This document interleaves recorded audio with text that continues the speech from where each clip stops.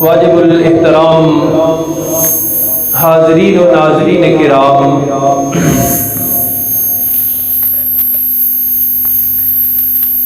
اسلام دنیا میں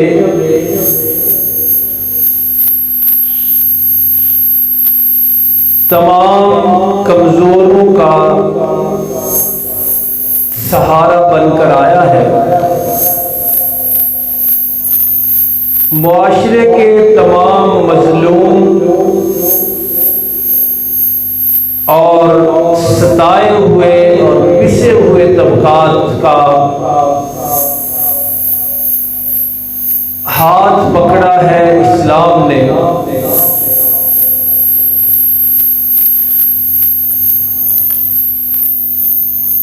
عورت کو عزت اور رفعت دی اسلام نے۔ انسان جانوروں کی طرح بکا کرتے تھے، خریدے جاتے تھے، اسلام نے ان کے دکھوں کا علاج پیش کیا۔ انہی پسے ہوئے اور مظلوم طبقات میں سے ایک طبقہ وہ ہے جسے ہم یتیم کہتے ہیں۔ نابالغ بچی ہو، نابالغ بچہ ہو اور والد کا سایہ سر سے اٹھ جائے، بے رحم معاشرے میں اس پر کیا بیتتی ہے، اس کی کہانیاں گلی گلی نگر نگر بکھری پڑی ہیں۔ اسلام نے اس مظلوم طبقے پر بھی دست شفقت رکھا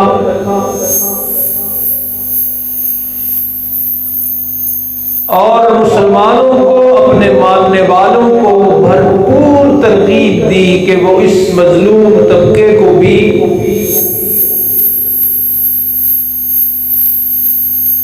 اپنے جیسا انسان سمجھتے ہوئے اس کے ساتھ حسن سلوک کا مظاہرہ کریں۔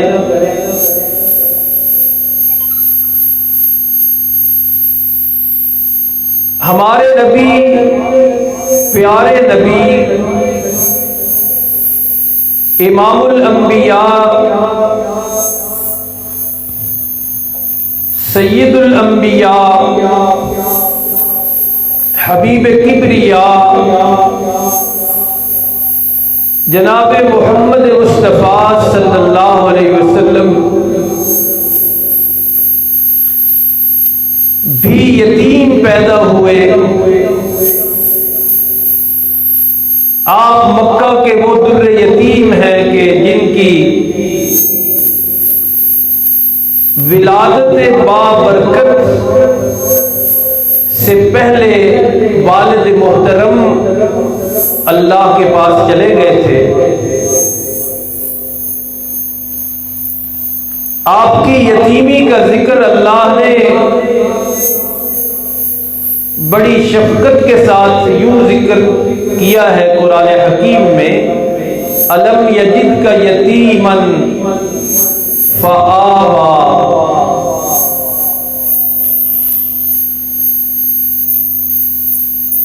تو اس طرح آقا علیہ الصلوۃ والتسلیم نے یتیمی کو بڑے قریب سے دیکھا تھا۔ اللہ کے احکامات بھی تھے اور یہ نازک اور حساس جذبات بھی تھے کہ آپ صلی اللہ علیہ وسلم نے یتیموں کی سرپرستی اور ان کے سر پر دست شفقت رکھنے کا عملی مظاہرہ فرمایا۔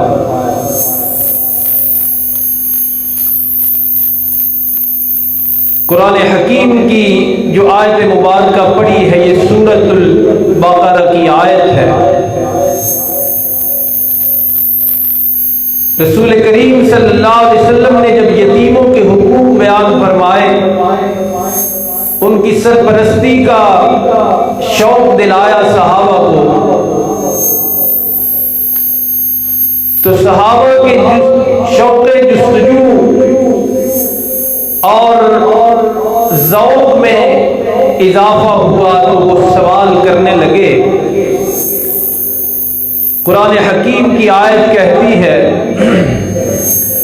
وَيَسْأَلُونَكَ عَنِ الْيَتَامَى، میرے محبوب مکرم نبی محتشم رحمت مجسم صلی اللہ علیہ وسلم، لوگ آپ سے یتیموں کے بارے میں پوچھتے ہیں کہ کیا کرنا ہے کیا نہیں کرنا۔ قُلْ إِصْلَاحٌ لَهُمْ خَيْرٌ، ان کا سوال ہے، آپ جواب ارشاد فرمائیے کہ لوگوں یتیموں کی خیر خواہی کرنا، ان کی بھلائی کا سوچنا، ان کے سر پر دست شفقت رکھنا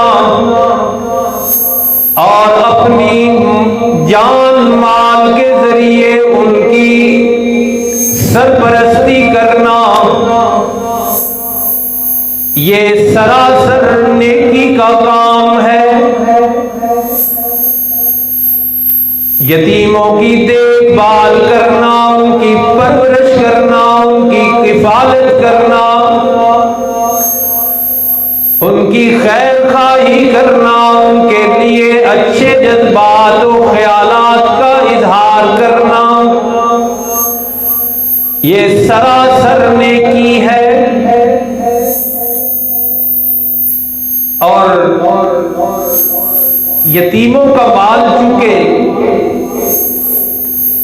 معاشرے میں شیر مادر سمجھ کے ہضم اور ہڑپ کر لیا جاتا ہے،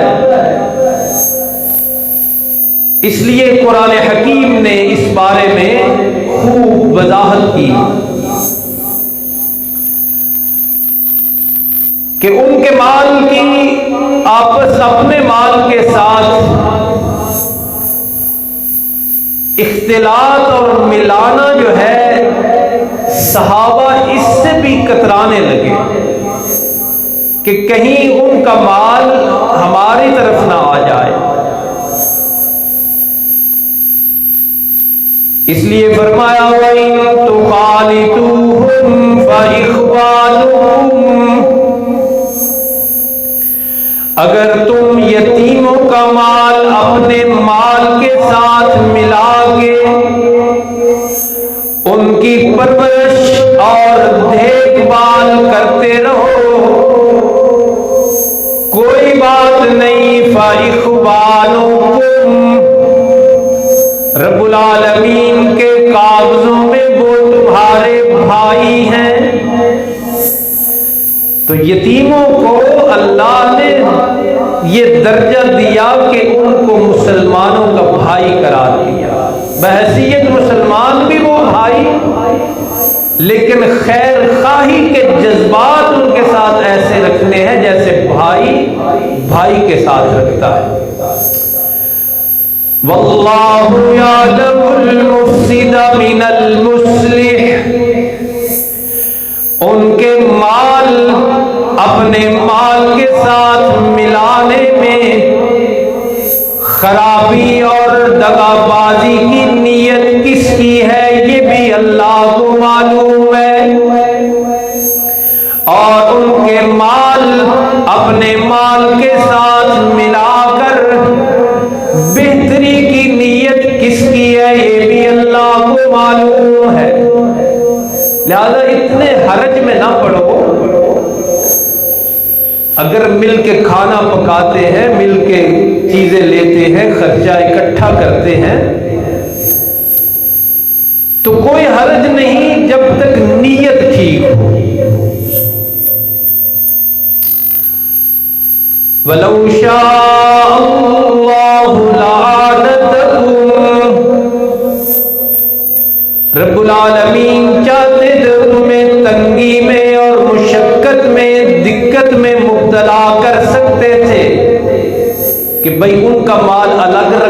اپنا الگ رکھو.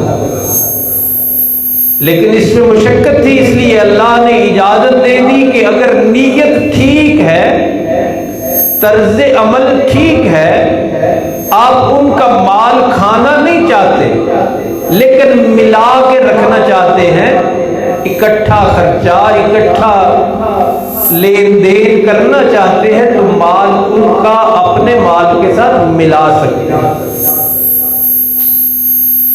اور مال جو یتیموں کا کھاتے ہیں، اسی موقع پہ قرآن حکیم کی آیت سنیے. رب العالمین کیا فرماتے ہیں؟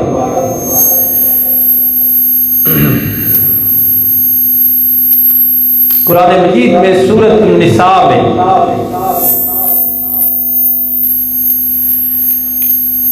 شروع کے پہلے رکوع میں ہی کافی احکامات ہیں جو یتیموں کے بارے میں. 2-3 آیات کا ترجمہ دیکھیے. فرمایا وَلَا تُؤْتُوا السُّفَهَاءَ أَمْوَالَكُمُ الَّتِي جَعَلَ اللَّهُ لَكُمْ قِيَامًا.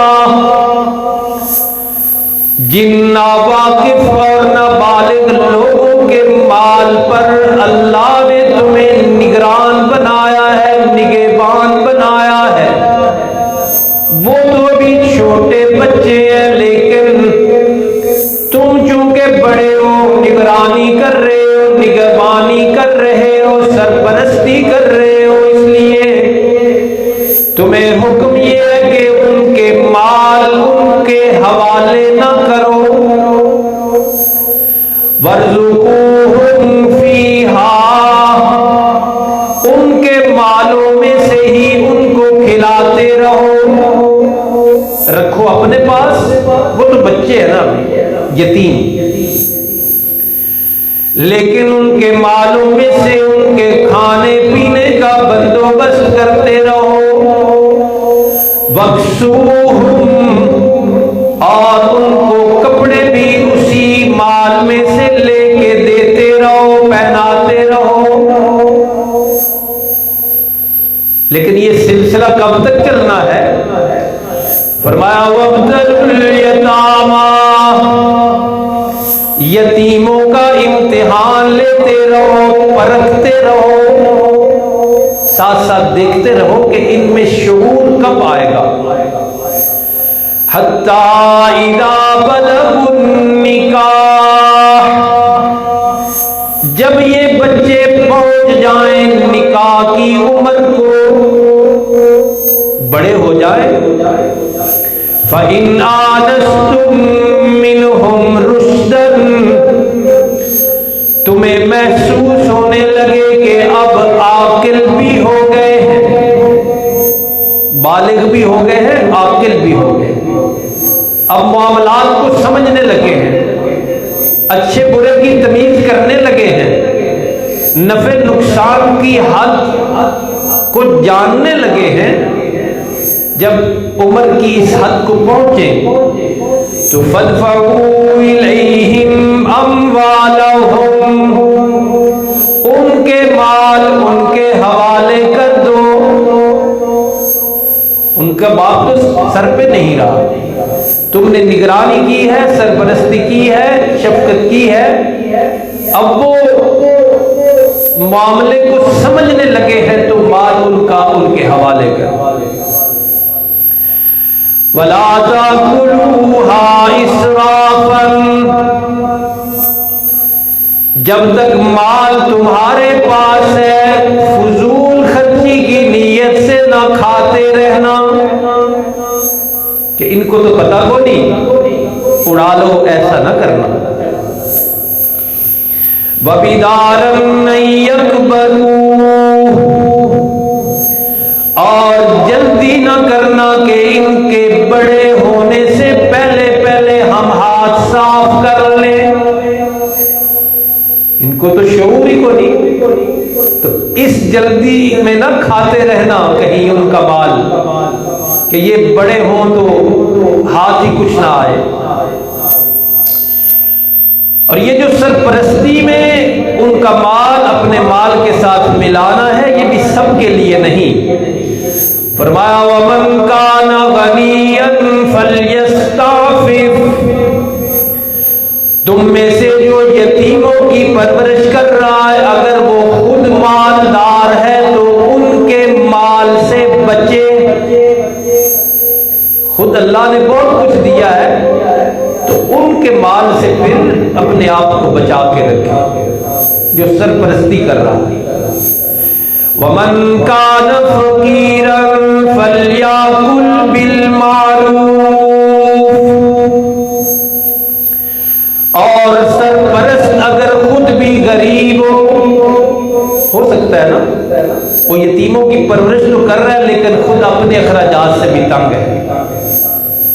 اگر مالدار ہے تو پھر ان کے مال نہ استعمال کرے، لیکن اگر سرپرست خود ضرورت مند ہے، مطلب وہ اپنے گھر کا خرچہ نہیں چلا سکتا لیکن اس کو یہ خیال آیا ہے کہ یہ یتیم ہے، میں ان کی نگہبانی کر لوں، ان کی سرپرستی کر لوں، تو اس کو اجازت ہے. فرمایا فَلْيَأْكُلْ بِالْمَعْرُوفِ، دستور کے مطابق وہ بھی لیتا رہے، ان کے مال سے اپنی کوئی تنخواہ مقرر کر لے، اپنا وظیفہ مقرر کر لے کہ تمہاری ساری دیکھ بھال میں کروں گا، مہینے کا 2 4 10 ہزار میں آپ کے مال میں سے لے لوں. فَإِذَا دَفَعْتُمْ إِلَيْهِمْ أَمْوَالَهُمْ، پھر جب تم یتیموں کا مال ان کے بڑے ہونے پر ان کے حوالے کرنے لگو تو ایک چیز کا خیال رکھنا، فَأَشْهِدُوا عَلَيْهِمْ، اس سارے معاملے پر گواہ بنا لینا. یہ نہیں کہ اندر اندر ہی لگے رہو، پتہ ہی نہ چلے کتنا تھا ان کا، کتنا دیا گیا، ان کا کتنا بنتا تھا. نہیں، معاملہ صاف رکھو اور گواہ بناؤ. لیکن اس سارے گواہ پر، سارے معاملات پر جو رب العالمین نے ان پر چیک اینڈ بیلنس رکھا وہ دیکھیے. فرمایا وَكَفَى بِاللَّهِ حَسِيبًا، ذہن میں رکھنا کہ اللہ حساب لینے کے لیے کافی ہے. شاید تم گواہوں کو بھی ساتھ ملا کے ہیرا پھیری کر لو، کاغذوں میں ہیرا پھیری کر لو، پٹواریوں کو ساتھ ملا لو، گردواروں کو ملا لو ساتھ، پوری طرح اپنے ہاتھ صاف کر کے فراڈ کرو، تب بھی یہ یاد رکھنا کہ وَكَفَى بِاللَّهِ حَسِيبًا، حساب اللہ ہی لے سکتا ہے اور وہ کافی ہے. اس طرح کے احکامات ہیں. دنیا میں بڑی صفائی کے ساتھ واردات ڈالنے کسی نے، وہ بچے تھے ناسمجھ، ان کو پتہ ہی نہیں چلا، ایسی ہیرا پھیری کی، ایسی پٹواری گردی کی کہ پتہ ہی نہیں ان کو چلا، کھا گیا، ہضم کر گیا ان کی جائیداد، ان کے مربع، ان کے ایکڑ، ان کے مرلے، ان کے مکان. تو کیا معاملہ یہاں ٹھہرے گا؟ سنیے قرآن حکیم کی آیت. فرمایا ان الذین یاکلون اموال الیتامی ظلما، اس میں شک نہیں کہ جو یتیموں کا مال کھاتے ہیں ظلم کے ساتھ، چالاکیاں کر کے، ہوشیاریاں کر کے، کاغذوں میں ہیرا پھیریاں کر کے، یتیموں کو بھی کوئی نہیں پتا چلا، ان کے وارثوں کو بھی نہیں پتا چلا. اتنی بڑی واردات ڈالی، اتنی باریکی سے واردات ڈالی، لیکن رب العالمین نے ایک دن رکھا ہوا ہے. فرمایا جو لوگ یتیموں کا مال ظلم کے ساتھ کھاتے ہیں، سنیں وہ کان کھول کر اور دل کی اللہ کی کتاب ہے۔ یہ کسی پٹواری نے نہیں کہنا اس کو، کسی مولوی کا بھی فتویٰ نہیں ہے، وہ بچ نکلا مولویوں سے بھی، پٹواریوں سے بھی، سب سے، لیکن وَكَفَى بِاللَّهِ حَسِيبًا، جس کی شان یہ تھی اس کا یہ اعلان ہے کہ انما یاکلون فی بطونہم نارا،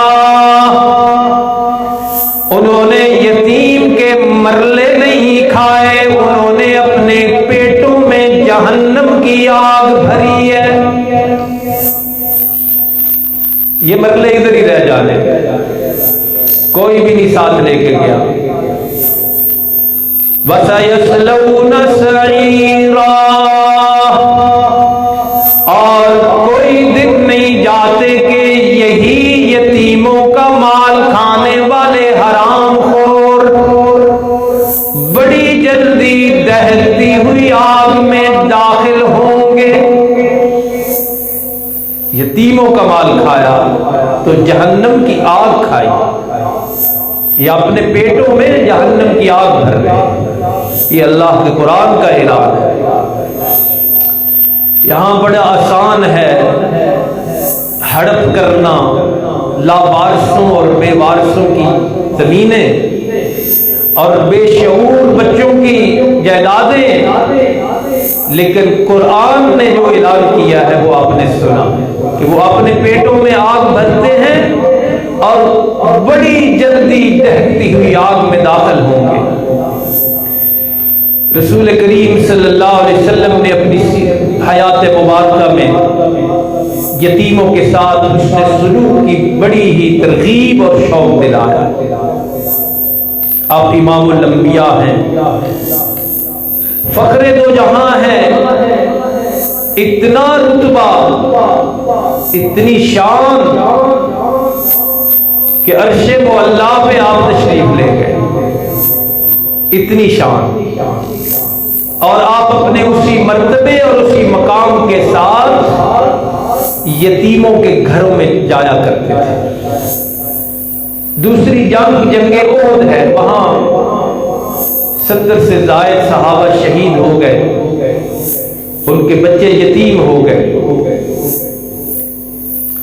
تو رسول کریم صلی اللہ علیہ وسلم باقاعدگی کے ساتھ ان یتیموں کے گھروں میں تشریف لے جاتے، ان یتیم بچوں کے سر پہ دست شفقت رکھتے، انہیں پیار کرتے، اور ان کی ماؤں کو، شہیدوں کی بیواؤں کو حوصلہ اور تسلی دیا کرتے تھے۔ اتنا رتبہ آپ کا اپنا، اور پھر اتنی شان کے ساتھ آپ یتیموں کے گھر ان کے سروں پہ دست شفقت رکھنے کے لیے جاتے تھے۔ اور سنیے بڑی عجیب بات، جنگ احد کے شہداء کے گھر آپ تشریف لے گئے، شہید لوگوں کے بچوں سے، یتیموں سے پیار فرما رہے تھے، تو آپ فرمانے لگے کہ ان کا والد اللہ کے راستے میں قربان ہو گیا ہے، جام شہادت نوش کر گیا ہے، لیکن یہ احساس کمتری کا شکار نہ ہو۔ بڑی بات ارشاد فرمائی، فرمایا میں محمد ان کا باپ ہوں آج کے بعد، اور عائشہ ان کی ماں ہے۔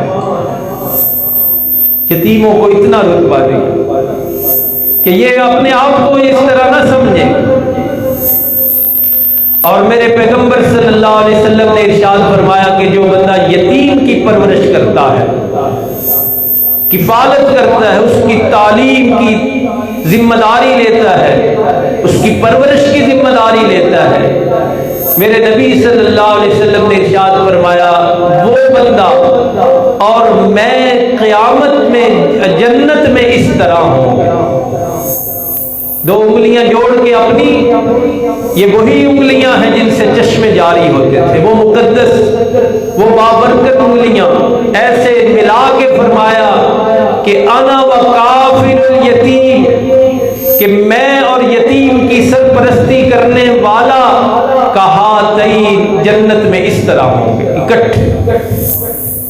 سرپرستی کرنا، کفالت کرنا یتیموں کی، اس کو میرے نبی نے اتنا درجہ دیا کہ اس بندے کو اپنے ساتھ ظاہر فرمایا جنت میں۔ اور میرے محبوب صلی اللہ علیہ وسلم نے فرمایا کہ یتیم بچہ ہے، کسی نے پوری شفقت کے ساتھ اس کے سر پر ہاتھ رکھا، پیار دیا اس کو، تو آپ نے فرمایا یتیم بچے کے بال جتنے بھی اس کے ہاتھ کے نیچے آئے ہیں، ہر بال کے بدلے میں اس دست شفقت رکھنے والے کو اللہ ایک نیکی عطا فرمائے، ہر بال کے بدلے ایک نیکی۔ اور نیکی کیا ہے یہ محشر کے میدان میں پتہ چلے گا۔ آج نہ کرنے والوں کو قدر اور نہ جو نہیں کر رہے ان کو قدر، لیکن میدان محشر میں اس کا پتہ چلے گا، کیونکہ اس دن سکہ رائج الوقت ہونا ہی نیکی نے ہے۔ لا بیع فیہ ولا خلت ولا شفاء، نہ اس دن کوئی بزنس چلے گا، نہ کوئی دوستی کام آئے گی، نہ کوئی سفارش کام آئے گی، اس دن نیکی کام آ رہی۔ تو آج ان نیکیوں کے کمانے کا کتنا سنہری اور وسیع موقع ہے کہ ایک یتیم کے سر پر آپ دست شفقت رکھیں، جتنے بال نیچے آئیں گے اتنی نیکیاں اللہ عطا فرمائے۔ تو یہ پسا ہوا طبقہ ہے ہمارے معاشرے کا،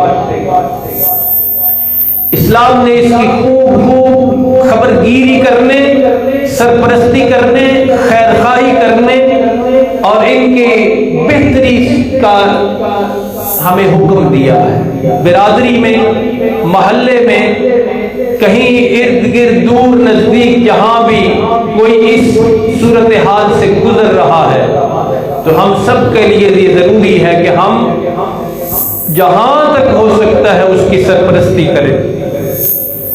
اللہ کے نبی صلی اللہ علیہ وسلم نے یتیم کے جو حقوق بیان کیے ان میں سے ایک یہی ہے کہ اس کی سرپرستی کی جائے، اس کی تعلیم کا بندوبست کیا جائے اور اس کی وراثت کا خاص طور پہ خیال رکھا جائے، جیسے کہ قرآن کی ساری آیتیں ہم نے پڑھی، کیونکہ وہ خود کیسے پل رہا ہے کیسے نہیں پل رہا یہ تو الگ داستان ہے۔ ظلم کی داستان یہ ہوتی ہے کہ باپ کا سایہ سر سے اٹھتے ہی حرام خور اس پر نظریں جما کے بیٹھ جاتے ہیں، اس کے وراثت پر، اس کی جائیداد پر، اس کے مکان پر۔ اور مسلمانوں کی یہ بدبختی ہے کہ اکثر یہ رشتہ دار ہی ہوتے ہیں، بجائے اس کے کہ رشتہ داری کا صحیح استعمال کرتے ہوئے ان کے سر پہ شفقت کا ہاتھ رکھیں، ان کے ہی چچے، ان کے ہی ماموں اور ان کے ہی باقی رشتہ دار اس دھن میں لگ جاتے ہیں کہ ان کا باپ تو رہا نہیں، ان کے مرلے کیسے دبائے جائیں۔ تو وراثت اور جائیداد کی حفاظت کرنا یتیم کا بہت بڑا حق ہے۔ رسول کریم صلی اللہ علیہ وسلم جب یہ دیا کرتے تھے ترغیب اور شوق دلایا کرتے تھے تو صحابہ میں کتنا شوق پیدا ہوتا تھا، سنیے ذرا۔ مسند احمد مشہور کتاب ہے حدیث کی، اس میں ایک واقعہ لکھا ہے، ایک باغ تھا یتیم کا کھجوروں کا ایک باغ تھا۔ ایک اور انصاری صحابی کا ایک درخت ان کی زمین میں کہیں لگا اور اگ پڑا، بڑا ہو گیا۔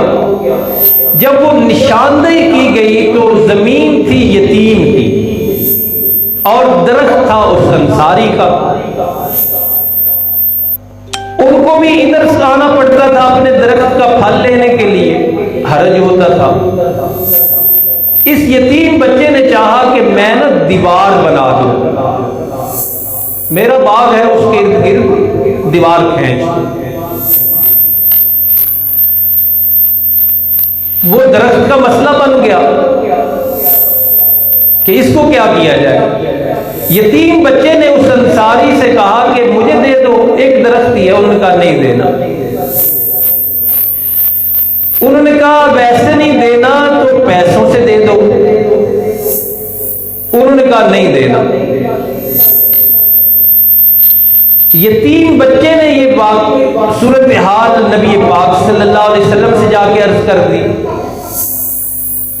کہ ان کا ایک پودا میرے باغ میں ہے اور میں یہ چاہتا ہوں کہ وہ پودا یہ یا تو ویسے گفٹ کر دیں یا پیسوں سے مجھے دے دیں. یہ نہیں دیتے. نبی پاک صلی اللہ علیہ وسلم نے ان صحابوں بھی انصاری صحابی تھے لیکن جائیداد تھی ان کی ملکیت تھا وہ درخت.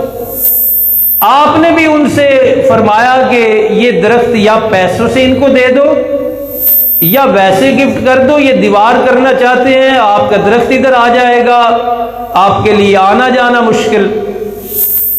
وہ نہیں مانے. رسول کریم صلی اللہ علیہ وسلم نے ان سے فرمایا کہ اگر ایک درخت یہ دے دو گے نا اس کو, یتیم بچہ ہے, تو میں جنت میں ایک ایسے درخت کی گارنٹی دیتا ہوں آپ کو کہ جو اتنا وسیع اور عریض اور لمبا چوڑا ہوگا کہ اگر اس کے سائے میں 100 سال ایک سوار دوڑتا رہے نا تو اس کا سایہ ختم نہیں ہوگا. حیرانگی ہوتی ہے, مسند احمد کا واقعہ ہے لیکن وہ مانے نہیں. انہوں نے کہا جی میں نے اپنا درخت اپنے پاس ہی رکھنا ہے. یتیم کا مسئلہ تھا, یتیم کی جائیداد کی بات تھی. ایک اور صحابی ہے خوش نصیب حضرت ابو دحداء رضی اللہ عنہ. ان کو جب یہ سارے معاملے کی خبر ہوئی نا کہ درخت ایک ہے اور اللہ کے نبی صلی اللہ علیہ وسلم نے اس کے مقابلے میں اس کے بدلے میں جنت میں درخت کی ضمانت دے دی ہے, تو فوراً حاضر خدمت ہوئے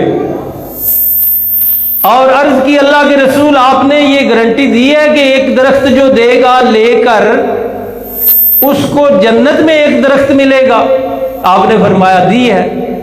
اسی وقت عرض کرنے لگے اللہ کے رسول میرا ایک باغ ہے جس میں 600 درخت ہیں, اگر وہ میں اس سارے معاملے میں اللہ کے راستے میں قربان کر دوں تو مجھے اس درخت کی گارنٹی ملے گی جنت والے. آقا کریم علیہ الصلوۃ والتسلیم نے فرمایا ملے گی. یہ ان انصاری کے پاس چلے گئے, درخت اس کو دے دو, کیا نہیں دینا. پیسوں سے دے دو, کہتے ہیں نہیں دینا. فرمانے لگے کہ میرا باغ آپ کو معلوم ہے 600 درخت ہیں اور اتنا بڑا محل ہے کہ مدینہ سے اس کی دیواریں نظر آتی ہیں, اس کے اندر ہے. وہ 600 درختوں سے بھرپور اور اس محل سمیت وہ باغ لے لو اور یہ درخت مجھے دے دو. یہ سودا کر دیا. انہوں نے کہا منظور ہے ہمیں. سودا کر کے رسول کریم صلی اللہ علیہ وسلم کی خدمت میں حاضر ہوئے اور عرض گزار ہوئے کہ اللہ کے رسول وہ درخت جو تھا نا وہ میں نے خرید لیا ہے 600 درختوں کے مقابلے میں اور محل سمیت خریدا ہے, اب مجھے وہ گارنٹی ہے یا نہیں؟ تو اللہ کے پاک پیغمبر صلی اللہ علیہ وسلم نے فرمایا کہ آپ کو وہ درخت جنت میں ملے گا, میں محمد گارنٹی دیتا ہوں صلی اللہ علیہ وسلم. اب ہینڈ اوور کرنا تھا اس انصاری صحابی کو جس کا یہ درخت تھا. ان کو ساتھ لے کے باغ کے سامنے تشریف لے گئے اور اپنی زوجہ محترمہ کو آواز دی کہ اے ام دحداء اپنے بچے ہاتھ میں پکڑو اور باہر آ جاؤ. وہ بھی صحابیہ تھی. اسی وقت باہر تشریف لے آئی. کیا ہوا ہے؟ فرمایا یہ درخت میں نے اللہ کے راستے میں یہ باغ اور یہ محل اللہ کے راستے میں قربان کر دیا ہے اور ساری کائنات کے سچے رسول نے مجھے گارنٹی دی ہے ایک درخت. انہوں نے بھی نہیں پوچھا کیوں کیا تو کیا کیا. آج کل ہوتے تو کیا ہونا تھا. عورتیں بہت بڑی رکاوٹ ہے انفاق فی سبیل اللہ میں. مرد خرچ کرنا چاہتے ہیں لیکن وہ بھوک سے ڈراتی ہیں. لیکن خوش نصیب بھی ہیں، تو آپ باہر تشریف لے آئیں اور سنیے۔ ایک بچے کے ہاتھ میں کچھ کھجوریں تھیں اسی باغ کی، اور یہ تک لکھا ہے کہ ایک بچے کے منہ میں ایک کھجور تھی، دونوں واپس کی۔ فرمایا یہ اب ہماری، اس ام دہدان ہے، تربیت عورتوں کی بھی اتنی ہوئی تھی، اسی وقت فرمایا کہ یہ اب ہماری نہیں، ہم نے اللہ سے سودا کر دیا ہے، یہ واپس رکھو۔ بچے کے منہ سے بھی کھجور واپس رکھوائی اور دوسرے بچے کے ہاتھ سے بھی کھجوریں واپس کی۔ یہ تھا یتیموں کے بارے میں صحابہ کا سلوک، اور یہ سارا کچھ اس لیے تھا کہ انہوں نے یہ پڑھا اللہ کے قرآن میں کہ یتیموں کے ساتھ خیر خواہی کرنا، اور رسول اللہ صلی اللہ علیہ وسلم کے عملی نمونہ میں انہوں نے دیکھا کہ آپ صلی اللہ علیہ وسلم کس طرح، حضرت جعفر رضی اللہ تعالیٰ عنہ، ان کے والد محترم بھی شہید ہو گئے تھے ایک جنگ میں، تو نبی کریم صلی اللہ علیہ وسلم ان کے گھر بھی گئے اور دعا بھی کی، اور ان کے اوپر قرضہ بہت تھا، چھوڑ گئے والد محترم۔ رسول اللہ صلی اللہ علیہ وسلم نے قرضہ اتارنے کی دعا کی، بڑی برکت نازل ہوئی، تفصیلی واقعہ ہے۔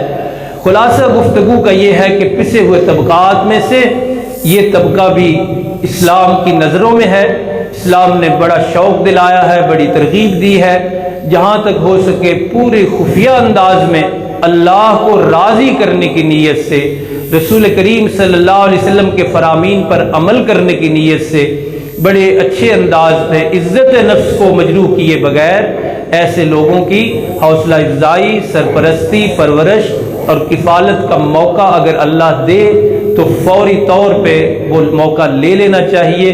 اس کی بڑی ہی اجر و ثواب ہے، بڑی ہی ترغیب دی گئی ہے، اور اللہ تعالیٰ کے ہاں اس سے بڑا مقام کیا ہے کہ رسول کریم صلی اللہ علیہ وسلم کا جنت میں قرب حاصل ہوگا۔ اللہ رب العالمین عمل کی توفیق عطا فرمائے۔ وما علینا۔